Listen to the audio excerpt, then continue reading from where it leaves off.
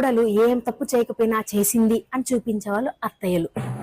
ఏదో తెలియక మన ప్రమేయం లేకుండా జరిగే తప్పుని ఉప్పు కారం మసాలా ఏంచి వేపి డప్పు కొట్టి చెప్పేది ఆడపడిచైతది.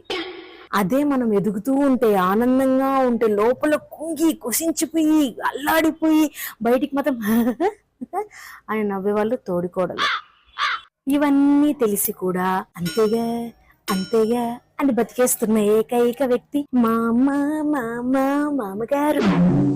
ఇవి చూసి కూడా ఏమీ తెలియనట్టు ఏమీ జరగనట్టు ఉండేవాడే మేము కోడళ్ళ పొయ్యి మీద పెట్టిన కూర మర్చిపోయి మాడగొడతామేమో గాని అదే అత్త ఆడపడుచు ఎవరికి ఎక్కడ నా గురించి చెప్పినారనేది మాత్రం జీవితాంతం మర్చిపోం.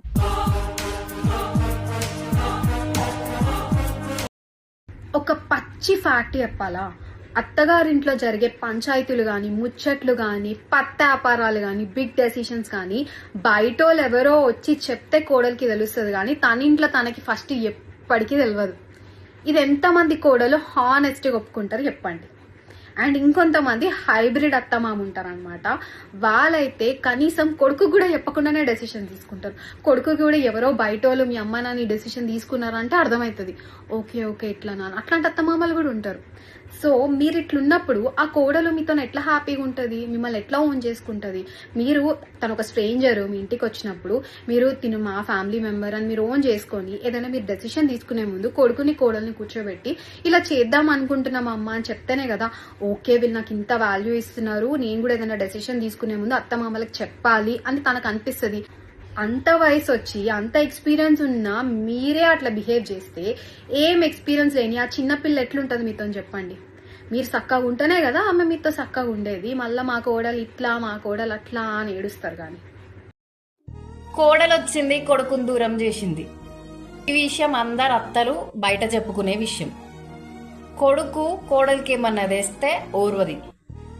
కొడుకు కోడలు ముచ్చట పెట్టుకుంటే చూడలేదు. ఆ మాత్రం దానికి పెళ్లి చేసుడెందుకు, నీ సంకలన వేసుకుని ఊరంతా తిరిగితే బాగుంటది కదా. ఏ బంధమైనా ఒక దశ వరకే ఉంటది. భార్యాభర్తల బంధం మాత్రమే చివరి వరకు ఉంటది. నువ్వు కూడా అదే స్టేజ్ నుంచి ఇక్కడికి వచ్చినవని మర్చిపోయినవి. ఇగో మీ గురించి మాత్రం కాదు, కొంతమంది గురించి అత్తమ్మలు వాళ్ళ బిడ్డలకి ఏమేం కావాలో అవన్నీ పెట్టుకుంటారు. ఇంటికి వస్తే పెట్టుకోవాలి, తప్పులేదు. కాకపోతే నీకున్న దాంట్లో పెట్టుకోవాలి. నీ కొడుకు నీ మాట వింటాడు, మారు మాట ఎత్తలేడు కాబట్టి అప్పులు చేస్తాడు. నువ్వు అప్పులు చేసుకుని ఏమైనా చేసుకుని నేను ఉన్న రోజులు నా బిడ్డను బాగు చేస్తా చాలనే ఫీలింగ్ లో మీరు ఉంటారు అత్తమ్మలు. అది కోడలు ఆలోచించదా, నేను ఎంత బాధపడుతున్నా, నా మొగుడికి ఎన్ని అప్పులు ఉన్నాయి అని ఆలోచిస్తుంది.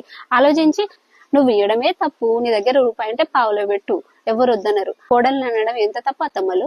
ఆలోచించండి కొంచెం. ఎప్పుడు బిడ్డల గురించే కాదు కొడుకుల గురించి కూడా ఆలోచించండి.